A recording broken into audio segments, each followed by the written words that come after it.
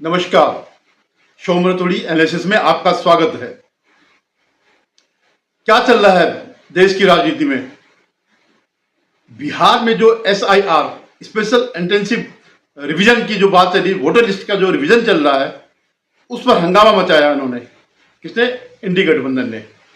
और खासकर ये बिहार में, और आगे जो है अभी वहां शुरू नहीं हुआ, वेस्ट बंगाल में। इन दो राज्यों में बड़ा हंगामा मचा हुआ कि ये वोटरों के साथ मजाक है, वोटरों को कम करने की साजिश है चुनाव आयोग की, और चुनाव आयोग पर लगातार हमले हो रहे हैं। इसी क्रम में क्या हुआ कि एक दिन, 2-4 दिन पहले, जो बिहार के लोक विधानसभा के प्रतिपक्ष के नेता तेजस्वी यादव है, उन्होंने एक सनसनी मचाई। एक वो दिखाया पत्रकार वार्ता में, अपना एक वोटर आईडेंटिटी कार्ड बताया, और उसमें जो नंबर, एपिक नंबर जो होता है, उसको दिखाया कि देखिए ये मैं डाल रहा हूं इनकी वोटर लिस्ट में, जो अभी पब्लिश हुई है टेंटिवली, यानी अभी 1 महीने का टाइम और है इन लोगों के पास कि वो इसको, अगर कोई छूट गया हो या कोई किसी को ऑब्जेक्शन हो, वो आकर के अपनी शिकायत दर्ज कर सकता है और उसी में संशोधन कर सकता है। ऑनलाइन है सारा का सारा। तो उन्होंने पत्रकारों को दिखाया कि देखिए ये मेरा एपिक नंबर, ये मैं डाल रहा हूँ कैप्चा वैप्चा डाल करके, और ये सब, इसमें कुछ नहीं आ रहा है। इसका मतलब मेरा वोटर लिस्ट में नाम ही नहीं है, मैं चुनाव नहीं लड़ सकता हूं, मैं वोट नहीं डाल सकता हूं। और ये जो है चुनाव आयोग बीजेपी का गोदी मीडिया, गोदी आयोग हो गया, जैसे ये मीडिया को कहते हैं। अगर मीडिया ने कोई सच बात बता दी, चाहे कांग्रेस का या उसका इकोसिस्टम या विपक्ष के लोग गोदी मीडिया कहते हैं। और इस गोदी मीडिया का शुभारंभ करने वाला कौन है? रवीश कुमार। वो रवीश कुमार जो इनके गले का हार बना हुआ है। रवीश कुमार सचमुच में वो पत्रकार है ही नहीं, मतलब एटलीस्ट मीडिया वाला पत्रकार नहीं है, उसने कहीं से भी पत्रकारिता नहीं करी। लेकिन आज वो इनके गले का हार बना हुआ, वो हर चीज में इनको वो करता है, सरकार पे प्रश्न नहीं करता, झूठ बोल करके एक प्रचार करता है। वो हो गया ध्रुव राठी, हो गया इस ढंग के लोग जो है, और ये अभिषार शर्मा हो गया, एक दीपक शर्मा हो गया, सत्य हिंदी का पहले इसके पास था, ये जो वो है आशुतोष, जो पहले चुनाव के टाइम पे आशुतोष गुप्ता होता है, और वैसे वो आशुतोष बन गया। तो ये सब लोग जो है गलत एक नैरेटिव बनाते हैं। तो हुआ क्या कि उसने जो है वो दिखाया कि देखिए मेरा नाम वोटर लिस्ट में नहीं है। उसने अपनी प्रेस कॉन्फ्रेंस में बताया मेरा एपिक नंबर RAB 2916120 वाले वोटर आई कार्ड से मतदान किएगा, जो अब ड्राफ्ट रोल से गायब है। इसके बजाय चुनाव आयोग ECI लिस्ट में तेजस्वी का नाम एपिक नंबर इतने के साथ दर्ज है। अब ये जो है, जैसे उसने बात करी तो वो चौंकने वाली बात है। इसमें 1 दिन की देरी हो गई, लेकिन इस 1 दिन की देरी में पूरा इकोसिस्टम, कांग्रेस के जितने भी मीडिया वाले हैं, जितने भी बड़े बड़े नेता हैं, सबने हल्ला मचा दिया। देखिए साहब जो है, ये जानबूझ करके वोटरों के नाम काटे जा रहे हैं। तो 2 दिन तक, 1-2 दिन तक पूरा यही वो चलता रहेगा। क्या इस तरह जो है चुनाव होंगे, क्या इस तरह निष्पक्ष चुनाव होंगे, ये सब जाकर के बातें हुई। तो फिर जब इसी को पता चला, क्योंकि आखिर कुछ भी हो, विपक्ष का नेता है, ऐसा तो चुनाव आयोग कर ही नहीं सकता, और डेलिबरेटेड तो बिल्कुल नहीं कर सकता। जो जिस चुनाव आयोग की एक एक हरकतों पर विपक्ष की नजर है, वो ऐसे काम नहीं कर सकता। तो उन्होंने जो इसका, इससे पहले जिससे उसने वोट दिया, वो नंबर डाला तो आ गया सामने, तो उन्होंने दिखाया ये है। तो फिर उन्होंने जो उसका एपिक नंबर है, जो इसने दिखाया, तेजस्वी यादव ने दिखाया, और जो चुनाव आयोग के रिकॉर्ड में है, उन्होंने वो मिलान किया, देखा दोनों डिफर है। इसका मतलब ये हुआ कि इसके पास दो वोटर आईडी कार्ड है, जो कि कानूनन जुर्म है। और ये जो चुनाव आयोग ने जो असली वो दिखाया, जिससे वो किया, उससे पिछले चुनाव 2020 के चुनाव में उन्होंने वोट किया था, तेजस्वी यादव ने उसी से वोट किया था। लेकिन वहां से जो है वो आ गया, उसके पास होंगे 10-15 होंगे। तो जब वो गले गले फंस गई और ये फंस गए, इनका झूठ पकड़ा गया, तो कहने लगे क्या बड़ी बात है, क्योंकि उसको पता है कि यार ये कोई बड़ी बात है क्या। मेरे पिताजी ने तो जब चारा का घोटाला किया था, तो स्कूटर के नंबर वाले जो वो थे नंबर, उनको ट्रक का नंबर दिखा करके सारी फर्जी काम किए थे, सारा घोटाला किया था। नंबर स्कूटरों का है और दिखाया गया कि भाई ये वो है, ट्रक है, और इस ट्रक से जो है चारा यहां से वहां गया, वहां से वहां गया, जो भी इन्होंने घोटाला किया जिसमें इसको सजा हो रही है। तो उसको लगा तो कोई बड़ी बात नहीं है, लेकिन दिल से वो भी समझ गया कि मैं फंस गया हूं, क्योंकि दो दो वोटर आई कार्ड रखना जुर्म है, गलत है। जो उसकी धाराएं हैं उसके अनुसार ये गलत है। तो ऊपर से क्या जवाब दे रहा कि देखिए, ये बताएं कि ये तो कोई बड़ी बात है, ये बताएं कि जिनके नाम कटे क्या उनको वो किया गया, क्या नोटिस दिया गया। मतलब जो 20-25 लोग जो इस बीच मर गए तो उनको नोटिस पहुंचाना चाहिए था कि तुम मर गए हो, बताओ मरे हो या नहीं मरे हो। अरे भाई, आपके सामने लिस्ट है, अगर कोई जिंदा हो तो आ जाएगा। अब क्यों ये इस गैंग का एक बड़ा वो है, खूबसूरत वो है, बहाना है झूठ बोलना। अब जैसे राहुल गांधी ने जो अरुण जेटली थे, स्वर्गीय अरुण जेटली, जो 2019 में मर गया, 2020 में ये कृषि कानून चले, तो क्या लगे साहब उन्होंने मुझे धमकाया। अब उसको पता नहीं था कि इतना तो ज्ञान है ही नहीं उसके पास कि थोड़ा जो कुछ मैं मुंह से बोल रहा हूं कम से उसकी सच्चाई जानो कि ये जो मैं बोल रहा हूं कुछ इसमें तथ्य है भी या नहीं है। क्योंकि उसको बड़ा शास्त्र मिला है न्यायपालिका से, वो जो मर्जी चाहे, जिसको चाहे, जो कुछ बोलना चाहे, वो तो उसको बेल देते हैं और केस भी खत्म कर देते हैं। तो ये राजनीति ऐसे झूठ की चल रही थी, जैसे राहुल गांधी चलाता वैसे ही इनके चेले चाटे में वही कर रहे थे। तो इनका जो है कि साहब अब बताइए मृत लोगों को कहां से लाएंगे, या जो परमानेंट ट्रांसफर हो गए वो अगर परमानेंट नहीं हुए तो जाकर के वो कर सकते हैं, अपनी कंप्लेंट डाल सकते हैं, 1 महीने का पूरा टाइम है। लेकिन क्या है, क्यों ये लोग वो है परेशान, और तो कोई परेशान नहीं है, केवल इंडिया गठबंधन के लोग हैं। ये वो लोग हैं जिन्होंने बांग्लादेशी और ये रोहिंग्या घुसपैठियों को जगह जगह बसाया है। वो बंगाल के रास्ते से आते हैं, असम में प्रवेश करते हैं, बिहार में जो भी उसकी सीमा, बिहार में प्रवेश करते हैं, कुछ वहीं बस जाते हैं और कुछ देश के दूसरे कोने में पहुंच जाते हैं, कुछ दिल्ली पहुंच जाते हैं, यहां तक कि उत्तराखंड में ही पहुंचे हुए हैं। तो ये इससे पहले इसके खिलाफ जो है ये लोग सुप्रीम कोर्ट में भी गए, और गए कौन, वही गैंग जो भारत के हर उसके खिलाफ। पहले तो ये जो जितने भी एनजीओ हैं जो गैंग के हिस्से है, ये सारे के सारे विदेशी फंडेड है, जिसपे कि काफी कुछ पर भारत सरकार ने बैन लगा दिया। अब इनके लिए तो वो हो रखी है कि किस तरह मोदी निकले, हमारा पैसा आना शुरू हो, किस तरह मोदी सत्ता से बाहर हो जाए और हमें जो विदेशी फंडिंग जो होती है वो फिर शुरू हो जाए। तो पहले तो इनको उम्मीद थी लोकसभा चुनाव के बाद कि अब ये क्या नाम है इसका, नीतीश और चंद्रबाबू नायडू, मेनली इन दो के 16 और 12 जो है 28 लोगों की इनकी टीम है, मतलब दोनों को मिलाकर के सांसद है कि ये समर्थन नहीं देंगे और इनकी सरकार नहीं बनेगी। इन्होंने बड़ा लोभ लालच भी दिया कि भाई तुम प्रधानमंत्री बन जाओ, ये जो भी वो किया, लेकिन वो डिगे नहीं, क्योंकि दोनों ऐसे, दोनों ईमानदार है, दोनों विपक्ष की राजनीति में फिट नहीं हो सकते हैं, दोनों विकास के प्रति समर्पित है। चंद्रबाबू नायडू जैसा व्यक्ति जो है आपको दूसरा मुख्यमंत्री मुश्किल से मिलेगा, बीजेपी में ही एक आध मिलेंगे, बीजेपी में नहीं मिलेंगे जो कि विकास के प्रति इतना हो, इतना समर्पित हो।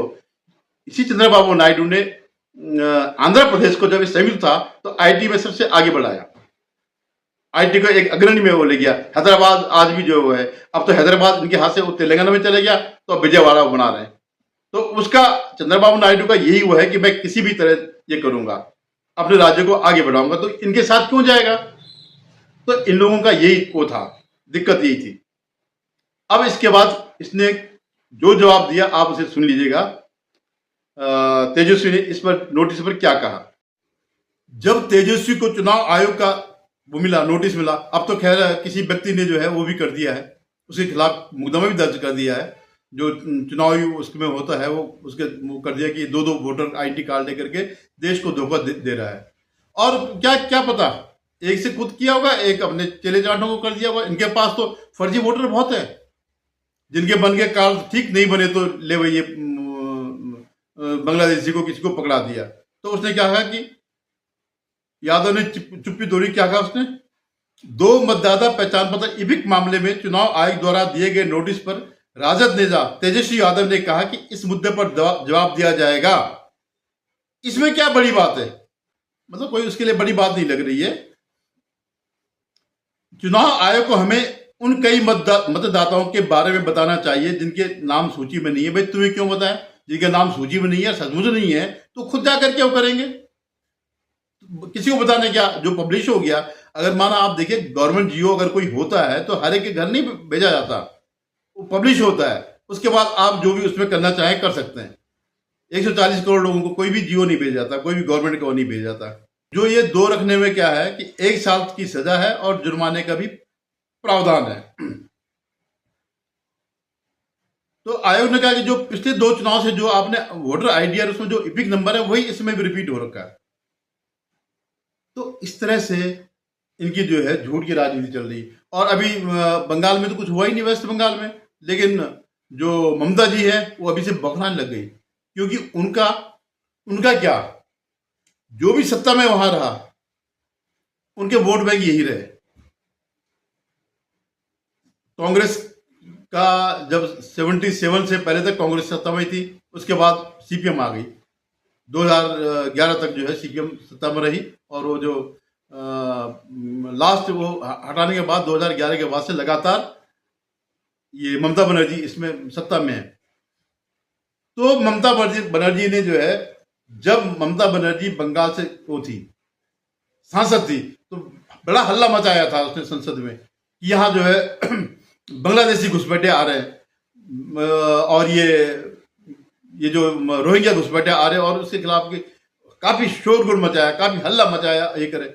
लेकिन जैसे उनको पता चल गया कि ये डेडिकेटेड वोटर है, इनको पता है कि जो इनको संरक्षण देगा ये उसको ही वोट देंगे, और यही डिसाइडिंग वोटर है। बंगाल के तो बाबू साहब है, बुद्धिजीवी लोग हैं, तो उनको तो इन बात से कोई फर्क नहीं पड़ता।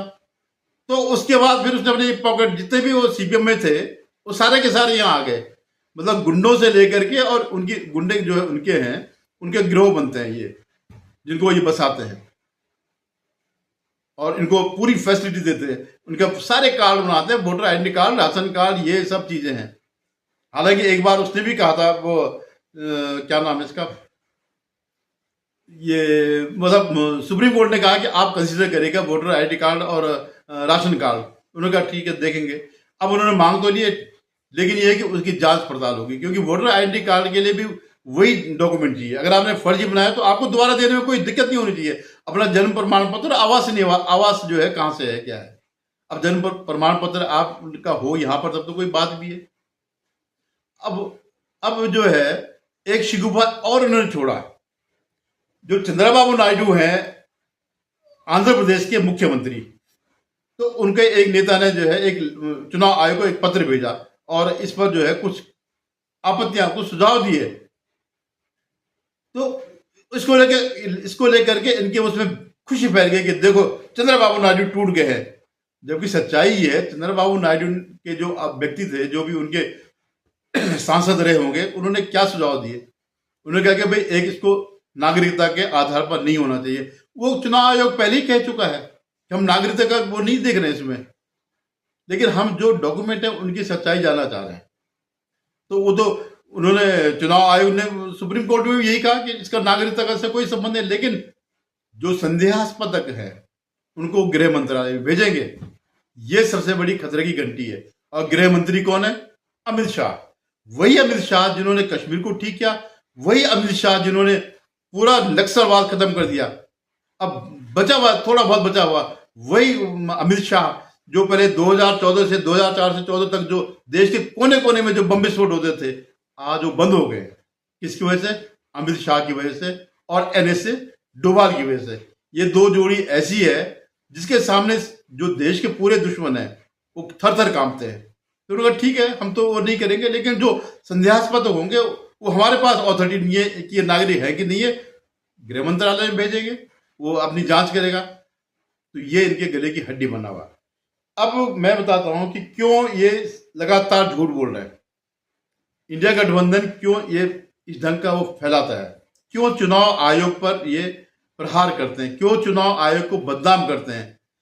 असल में क्या हुआ कि 2024 के जो लोकसभा चुनाव हुए उसमें क्या हुआ कि इन्होंने कुछ एक झूठ का वो भ्रम फैला दिया पूरे देश में कि जो है अगर ये NDA सरकार सत्ता में आएगी तो ये संविधान बदल लेगी और आरक्षण खत्म कर देगी। और आरक्षण एक ऐसा वो है, कारण है कि अगर इसके खिलाफ कोई भी जाएगा तो करीबन 50% लोग एकदम पे उसके विरुद्ध हो जाएंगे। और वही हुआ, इनका ये जो प्रोपेगेंडा था वो चल गया, इसलिए जो है इनको 63 सीट कम आई बीजेपी को, जो पहले 303 थी ये आगे 240 पे। तो इस वजह से उसके बाद जाकर के जब बीजेपी को होश आया तो उन्होंने ये सारा प्रोपेगेंडा इसको तोड़ना शुरू कर दिया कि ऐसा कुछ नहीं, फिर सरकार बन गई, फिर ऐसी कोई स्थिति आई ही नहीं। और जो ये ओबीसी ओबीसी की बात जो करते हैं, अरे ओबीसी तो सबसे बड़ा ओबीसी तो प्रधानमंत्री है इस देश का, और ओबीसी में भी जो एक्सट्रीमली ओबीसी जिसे कहते हैं वो है, घांची करके है इनके जात है जो ओबीसी में, जो ओबीसी में सबसे नीचे माना जाता है, और एससी और ओबीसी के बीच जो है एक ये वो है इनकी जात है। तो ये करके तो ये इनका जो प्रचार चल गया, तो अब ये पहले थे वोटर वो ईवीएम करते थे, अब ये इस पे आ गए कि जनता को जो है फिर बहका जाए।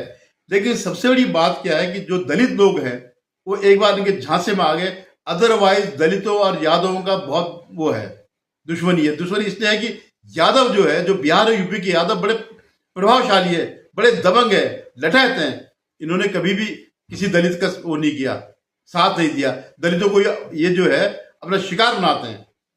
मुझे याद है एक इन्हीं का समर्थक कोई था, जब चुनाव ये हो गए 2024 के, जब लोकसभा चुनाव का परिणाम आ गया और उनको अच्छी सीटें मिली यूपी में, और उसमें भी मिली है, बिहार में भी कुछ मिली है, 6 के करीबन मिली है, हालांकि बहुत ज्यादा नहीं मिली। तो उसने एक चेतावनी दी कि भैया इन यादवों को समझा देना कि अब दलितों पे वो न करे, यानी इसके अंदर इन लोगों के अंदर है, और इन लोगों के वोट तो यही नहीं देने देते हैं। जब बैलेट बॉक्स का वो था तब इनको कहाँ वोट दे देते, चाहे वो दलित हो या गरीब लोग हो।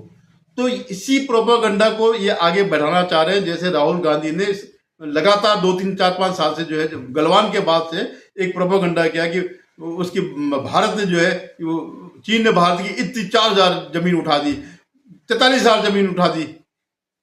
2000 से लेके 1000 से लेके 2000, 4000, 1300, 1400, 43,000।